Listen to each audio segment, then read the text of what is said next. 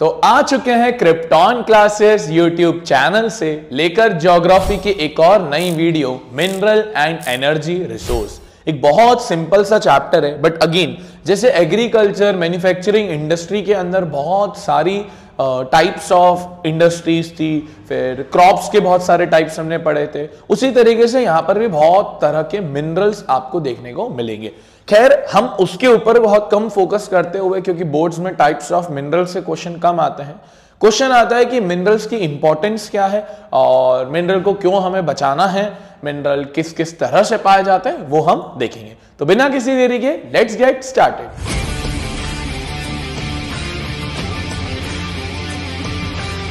सबसे पहले आपने साइंस के अंदर भी पढ़ा है मिनरल्स और ओर्स के बारे में।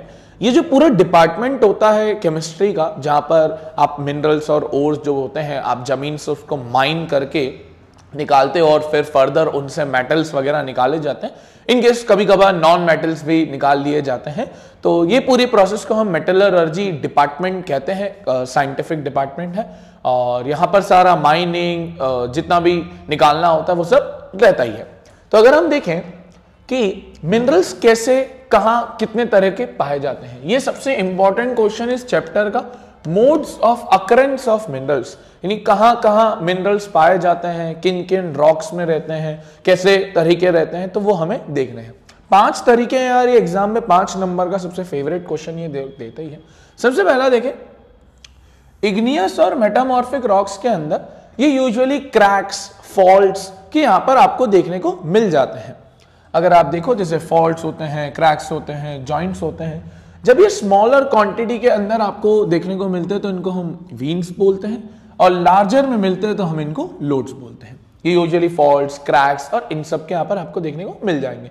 अब सर इसमें कैसे मेटालिक मिनरल्स मिलते हैं, जैसे टिन मिल जाएगा, कॉपर मिल जाएगा, जिंक मिल जाएगा, ये अपने केमिस्ट्री के अंदर पढ़े हुए हैं, लीड मिल जाएगा, ये इनसे आपको देखने को मिल जाता है। तो ये फर्स्ट अकरेंस है जो फॉल्ट्स, क्रैक्स का है।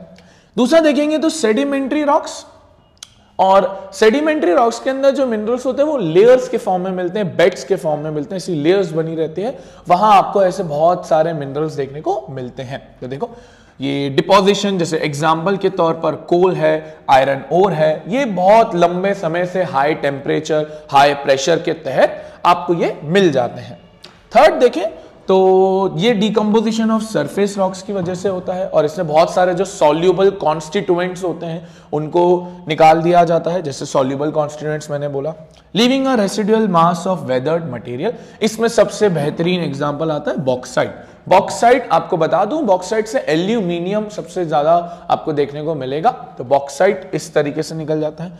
कुछ और मिनरल्स होते हैं जो एल्यूवियल डिपॉजिट्स में आपको देखने को मिलते हैं। ऊपर के 3 जैसे हमने रॉक्स के थ्रू में देखा, फिर एल्यूवियल डिपॉजिट्स ये जैसे हिल्स के बेसिस में आपको मिल जाएंगे। इनको कभी कभार प्लेसर डिपॉजिट्स भी कहा जाता है, और इनके अंदर काफी ज्यादा मिनरल्स देखने को मिल जाएंगे, जैसे सिल्वर है, गोल्ड है, टिन है, प्लेटिनियम है। अच्छा, गोल्ड, सिल्वर, इनको ज्यादा दिक्कत नहीं होती निकालने में। इन शॉर्ट बोलो तो इनके साथ जब ये निकल गया तो हमें ज्यादा प्रोसेसेस नहीं करनी पड़ती, क्योंकि ये वो मिनरल्स है जो प्योर फॉर्म में निकलते हैं। कुछ होते हैं जो कंपाउंड फॉर्म में निकलते हैं, जो आप केमिस्ट्री में पढ़ते हो, जिनका कैल्सिनेशन, रोस्टिंग, साइंटिफिक टर्म्स में मेटल्स एंड नॉन मेटल्स में आपने पढ़ा है। बट कुछ होते हैं जो प्योर फॉर्म में मिल जाते हैं, ज्यादा प्रॉब्लम नहीं होती, जैसे आपका गोल्ड हो जाता है, सिल्वर हो जाता है, प्लेटिनियम हो जाता है, ये सारे प्योर फॉर्म में मिल जाते हैं। फिर ओशन वाटर्स में आपको देखने को मिल जाएंगे। सबसे ज्यादा ओशन वाटर्स में इकोनॉमिकली सिग्निफिकेंस इसकी बढ़ जाती है। सॉल्ट आपको ज्यादातर देखने को मिल जाएगी। देखो तो ओशन वाटर्स से मैग्नीशियम है, ब्रोमीन है, कॉमन सॉल्ट है, ये ओशन वाटर से आपको ऐसे भी मिनरल्स देखने को मिल जाएंगे। तो ये 5 तरीके हैं, ये हमें पांचों तरीके बहुत अच्छे से आने चाहिए। फिर हम मिनरल्स को क्लासिफाई करते हैं। मिनरल्स को क्लासिफाई करने के लिए हम 2 क्लासिफिकेशन करते हैं। सबसे पहला क्लासिफिकेशन करते हैं metallic minerals and non metallic minerals. Energy minerals को हम अलग करेंगे, जहां हम अगर जब एनर्जी रिसोर्सेस की बात करेंगे तब वहां देखेंगे। अभी के लिए metallic minerals, non metallic minerals, वही मेटल्स और नॉन मेटल्स जैसा फंडा कि मेटल्स कि कुछ मिनरल जैसे आयरन हो गया, मैग्नीशियम हो गया, एल्यूमिनियम हो गया, नॉन मेटल में नॉन मेटल में सल्फर हो गया, आपका कार्बन हो गया, सिलिकॉन हो गया, ये सारे नॉन मेटलिक मिनरल्स में आ जाते हैं। अच्छा, फिर मेटालिक को 3 में क्लासिफाई करते हो, ferrous, non ferrous precious. Precious तो नाम से ही समझ में आ रहा है, जो महंगा रहेगा, गोल्ड सिल्वर ये सारे प्रीशियस के अंदर आ जाते हैं। फेरस, फेरस हमें पता है केमिस्ट्री में हम आयरन कंटेंट को Fe बोलते हैं, तो जिसके अंदर सबसे ज्यादा आयरन कंटेंट आपको देखने को मिलेगा उनको फेरस मिनरल्स में क्लासिफाई करेंगे। जैसे आयरन हो रहे, मैग्नीज है, निकल है, कोबाल्ट है, ये सारे फेरस मिनरल्स के अंदर आ जाते हैं। नॉन फेरस मिनरल्स में कॉपर, लीड, टिन, बॉक्साइट, जो जिनमें अंदर ज्यादा फेरस क्वांटिटी नहीं है। अब धीरे धीरे हम इन सबको पढ़ेंगे, बट जो मेन है वो हम ज्यादातर देखेंगे, बाकी तो इससे बहुत सारे। लिस्ट तो इतनी बड़ी है कि यार अगर सब पढ़ते जाएगा ना तो 20 नंबर का सिर्फ ज्योग्राफी इतना बड़ा हो जाएगा कि सिविक्स, इको, हिस्ट्री में तो टाइम ही नहीं रहेगा। तो हमें ज्योग्राफी को भी एक सर्टेन स्ट्रेटेजाइज करके पढ़ना रहेगा, ऐसा नहीं कि यार सब पढ़ने चले गए। तो देखो, सबसे पहला जो हम मिनरल्स देख रहे हैं, सबसे पहला मिनरल हम देखेंगे आयरन का ओर, जिसको हेमेटाइट ओर बोला जाता है। It is the backbone of industrial development. आपने मैन्युफैक्चरिंग इंडस्ट्रीज में भी देखा था कि जो सबसे बड़ा बेसिक इंडस्ट्री है वो आयरन एंड स्टील इंडस्ट्री है। इंडिया के अंदर बड़ा उसका मार्केट है, और इसके अंदर abundant resource of iron ore है, rich in good quality iron ore हमारे देश के अंदर मिलता है। Magnet is the finest iron ore, जिसके अंदर हाई कंटेंट ऑफ आयरन रहता है, अप टू 70%, 70% मैग्नेट के अंदर आपको आयरन कंटेंट देखने को मिल जाता है। और इलेक्ट्रिकल इंडस्ट्री में इसका बहुत काम आता है, जैसे हेमेटाइट मैंने बोला था, it is the most important industrial iron ore in terms of quantity used. ठीक है, अच्छा, इसका ज्यादा आयरन ओर नहीं रहता, मतलब जितना 70% मैग्नेटाइट में रहता है इसमें उतना नहीं रहता। ओडिशा, छत्तीसगढ़, कर्नाटका, झारखंड, छोटा नागपुर प्लेट्यू जो है वहां पर आपको ये सबसे ज्यादा आयरन ओर का देखने को मिल जाता है। फिर ये कुछ लेयर्स हैं, मतलब ये आपको एक बार रीड जरूर करनी है कि कहां कहां ये हमको आयरन ओर देखने को मिल जाता है। जैसे फॉर एग्जांपल एक है ओडिशा झारखंड बेल्ट, यहाँ आपको सिर्फ एक रीड करना है, ज्यादा नहीं। फिर है दुर्ग बस्तर चंद्रपुर बेल्ट, ये छत्तीसगढ़ महाराष्ट्र के यहाँ लाया करता है। फिर बलेरी चित्रदुर्गा बेल्ट, यहाँ पर आपको ये देखने को मिल जाएंगे। ये सिर्फ एक बार रीड करना है, इसको ज्यादा डीप में नहीं जाएंगे, सिर्फ आपको एक माइंड में रहना चाहिए कि हाँ यार ये आयरन ओर के मेन बेल्ट्स हैं। फिर आगे अब आएंगे तो फिर आएगा मैग्नीज, जिसको हम केमिस्ट्री में Mn बोलते हैं, manganese. It is used in the manufacturing of steel. Steel का मैन्युफैक्चरिंग करने के सबसे ज्यादा काम आते हुए आपको देखने को मिलेगा। Nearly 10 kg of manganese is required to manufacture 1 tonne of steel. लगभग 10 kg ऑफ मैग्नीज चाहिए 1 टन ऑफ स्टील निकालने के लिए। ज्यादातर ये ब्लीचिंग पाउडर, इंसेक्टिसाइड, पेंट्स, इन सब की मैन्युफैक्चरिंग में आपको काम आते हुए दिख जाएगा, ज्यादा इंपॉर्टेंट नहीं है। आयरन सबसे ज्यादा इंपॉर्टेंट था, ये ज्यादा इंपॉर्टेंट नहीं है। फिर नॉन फेरस मिनरल्स में हमारा आता है कॉपर, Cu जिसको हम बोलते हैं। ज्यादातर इलेक्ट्रिकल वायर्स, कंडक्टिविटी के अंदर आपको ये देखने को मिल जाएगा। तो देखो, बीइंग मीलिएबल, डक्टाइल, ये हम साइंटिफिक टर्म्स में बोलते हैं। मीलिएबल यानी जिसको शीट्स में कन्वर्ट कर सकते हैं, डक्टाइल यानी जिसको वायर्स में कन्वर्ट कर सकते हैं। Good conductor copper is mainly use in electrical cables, electronics. अब देखो कहां कहां है, Dabalghat mines in Madhya Pradesh, Khetri mines in Rajasthan, Singhbhum district of Jharkhand are the leading producers of copper. तो ये मध्य प्रदेश, राजस्थान और झारखंड के अंदर कॉपर का मेजर प्रोडक्शन आपको देखने को मिल जाएगा। फिर आगे आएंगे तो बॉक्साइट, हम जानते हैं बॉक्साइट एल्यूमिनियम का ओर होता है। आपको पहले बता दूं, बॉक्साइट से मिलता है एल्यूमिना, एल्यूमिना से मिलता है एल्यूमिनियम। तो बॉक्साइट, एल्यूमिना, एल्यूमिनियम। तो देखो, it is contain aluminium form of grey like substance, alumina, जैसे मैंने आपको बोला। एल्यूमिनियम एक बहुत अच्छा मेटल माना जाता है। स्ट्रेंथ जो रहती है इसकी अच्छी खासी रहती है। एक्सट्रीम लाइटनेस, लाइट बहुत रहता है, तो एयरक्राफ्ट वगैरह के अंदर भी आपको एल्यूमिनियम का यूजेज होते हुए दिख जाता है। Good conductivity, great malleability. हम जब मीलिएबिलिटी का एग्जांपल देते हैं तो हम कहते हैं एल्यूमिनियम को है, क्योंकि एल्यूमिनियम को शीट्स में बहुत अच्छे तरीके से कन्वर्ट किया जा सकता है। ठीक है, India's bauxite deposits are found in Amarkantak Plateau, Maikal Hills, Plateau region of Bilaspur, Katni. ये कटनी आपका आप देखोगे तो मध्य प्रदेश के एरिया में ज्यादातर आ जाता है। बॉक्साइट के बाद आगे बढ़ेंगे तो आएगा मिक्का, ये नॉन मेटेलिक में आ गए। अब हम किस में आ गए, नॉन मेटेलिक में। मेटेलिक में हमने फेरस देखा, आयरन और मैग्नीज को, फिर नॉन फेरस में हमने देखा बॉक्साइट और कॉपर को। फिर अब हम आ गए हैं नॉन मेटेलिक के अंदर, जहां हम देखेंगे कि मिक्का क्या है, सल्फर जैसे, तो बहुत सारे आ जाएंगे। देखो, it splits into a thin sheets, again ये भी बहुत मेलिएबल रहता है, और थाउजेंड्स ऑफ लेयर्स, एक मिक्का शीट मतलब बहुत, मतलब आप थाउजेंड्स ऑफ शीट्स को लेकर आओगे तो फ्यू सेंटीमीटर की एक शीट बन जाएगी। Due to its excellent dielectric strength, low power loss factor, insulating properties, resistance to high voltage, सब साइंस आ रहा है। Mica is one of the most indispensable mineral used in the electric and electronic industry. इसकी इतनी अच्छी अच्छी चीजों की वजह से इसको इलेक्ट्रॉनिक इंडस्ट्री में सबसे ज्यादा प्रभावशाली माना जाता है। The major mica producing states are cities are, एक अजमेर है, नेल्लौर है, mica belt of Andhra Pradesh, ये ज्यादातर हमारे देश के अंदर आपको देखने को मिलेंगे। अगेन ज्यादा इंपॉर्टेंट नहीं है। फिर आएगा आपका कोयला, ये हम जानते हैं ये तो एक non renewable source of energy आ जाता है। अब हम एनर्जी में आ चुके हैं।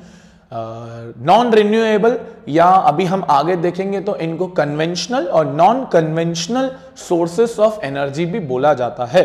कोल और पेट्रोल ऐसी एनर्जी रिसोर्सेस है जो सालों से चलते आ रही है, और ये नॉन रिन्यूएबल है, यानी इनको हम रिन्यू रिप्लेनिश नहीं कर सकते। तो कोल को अगर हम देखें, कोयले को, in India coal is the most abundantly available fossil fuel. हमारे भारत देश के अंदर ये बहुत अच्छे तरीके से मिल जाता है। It provides a substantial part of Nations energy needs. Energy needs में आप देखो तो थर्मल पावर प्लांट रहते हैं कोल से, और उससे कहीं ना कहीं हमारे भारत देश के अंदर energy needs, electrical energy needs fulfil होती है। It is used for power generation, supply energy to the industry as well as for the domestic needs.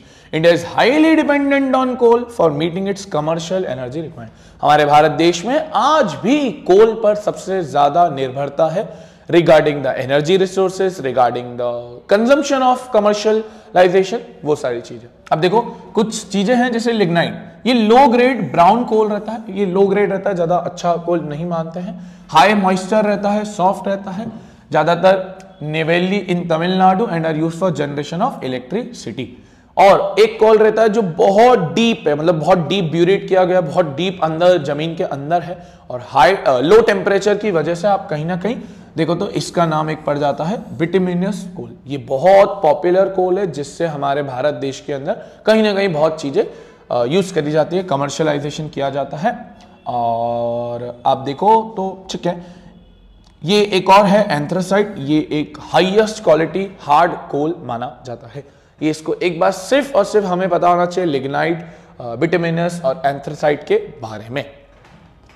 कोल के बाद हम आगे बढ़ते हैं तो अब आ जाएगा पेट्रोल। पेट्रोलियम आपको भी पता होना चाहिए, हमारे इंडिया में जो व्हीकल इंडस्ट्री है वहां पर इसका मेन रोल है। बट खैर अब तो जो दुनिया है वो ईवीज की तरफ थोड़ा मूव करना चालू कर गई है। बट पेट्रोल को अगर हम देखें, it's the next major energy sources India after coal. कोयले के बाद सबसे important fuel, heat, lighting, lubricants, machinery, raw material, बहुत जगह ये यूज आता है।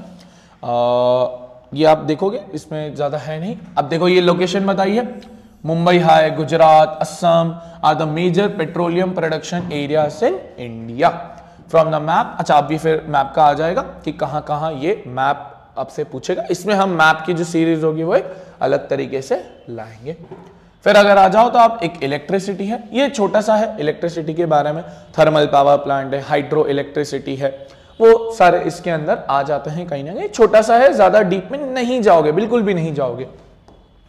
अच्छा फिर ये एक इंपॉर्टेंट चीज है कि इसके बीच में डिफरेंस आता है conventional source of energy versus non conventional source of energy.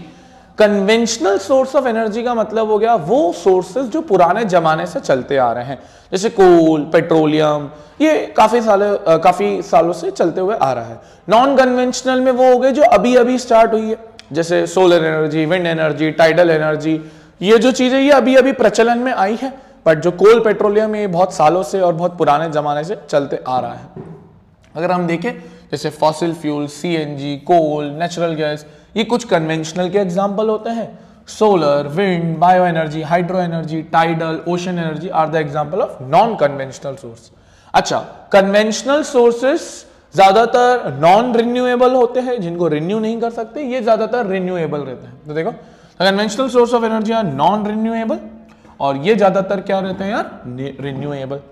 ये देखो तो these resources are available in limited quantity, भाई लिमिटेड है, रहेगा तो रहेगा नहीं तो खत्म। ये इको फ्रेंडली है और कह सकते हैं कि अनलिमिटेड है, कह सकते हैं, but not in the perfect sense. फिर देखो इनको कमर्शियल नॉन कमर्शियल में क्लासिफाई कर दिया जाता है और ये ज्यादा पॉल्यूशन क्रिएट नहीं करते। वो पॉल्यूशन क्रिएट करते हैं वो इन्वायरमेंट के लिए हार्म करते हैं, ये इन्वायरमेंट को सपोर्ट करते हैं, प्रोटेक्ट करते हैं। तो कहीं ना कहीं ये कन्वेंशनल और नॉन कन्वेंशनल का आ जाता है। इस चैप्टर में एक चीज और ध्यान रखना है बच्चा, कंजर्वेशन ऑफ मिनरल्स। हमें मिनरल्स को क्यों बचाना है, why we need to conserve the minerals? यार सिंपल आंसर होता है यार इसका। मिनरल्स को कंजर्व करना इसलिए भी जरूरी है क्योंकि फ्यूचर जनरेशन को मिनरल रिसोर्सेज की कहीं ना कहीं नीड पड़ेगी, एनर्जी रिसोर्सेज की कहीं ना कहीं नीड पड़ेगी। सेकेंडली, अगर हम मिनरल रिसोर्सेज जैसे कोल है, पेट्रोल है, बॉक्साइट है या कुछ भी है, उन सबको अगर अंधाधुंध तरीके से निकालना चालू कर दें तो कहीं ना कहीं वर्ल्ड जो होगा वो धीरे धीरे स्कैरसिटी की तरफ मूव करना चालू हो जाएगा, धीरे धीरे चीजों की कमी पेशी होना चालू हो जाएगी। तो इस चैप्टर में आपको मेन क्या चीज ध्यान रखनी है यार, conventional versus non conventional, minerals पाए कैसे जाते हैं, occurrence of modes of minerals, ये कुछ चीजें जो हमें बहुत अच्छे से ध्यान रखनी पड़ती है इस चैप्टर के अंदर। टाइप्स ऑफ मिनरल में आप आयरन को ध्यान देखेंगे, बॉक्साइट को देखेंगे और इक्का दुक्का जो कोल पेट्रोलियम है उसको ध्यान रखेंगे। ज्यादा डीप में जाओगे वही प्रॉब्लमेटिक आ जाएगा। मैप अलग है, मैप को हम अलग क्लास में देखेंगे। तो आई होप आपको ये वीडियो पसंद आई होगी। मिलते हैं नेक्स्ट वीडियो के अंदर और इस चैप्टर के जो नोट्स हैं वो आपको डिस्क्रिप्शन बॉक्स में गूगल ड्राइव की लिंक में मिल जाएंगे। Thank you for watching this video. Radhe Radhe.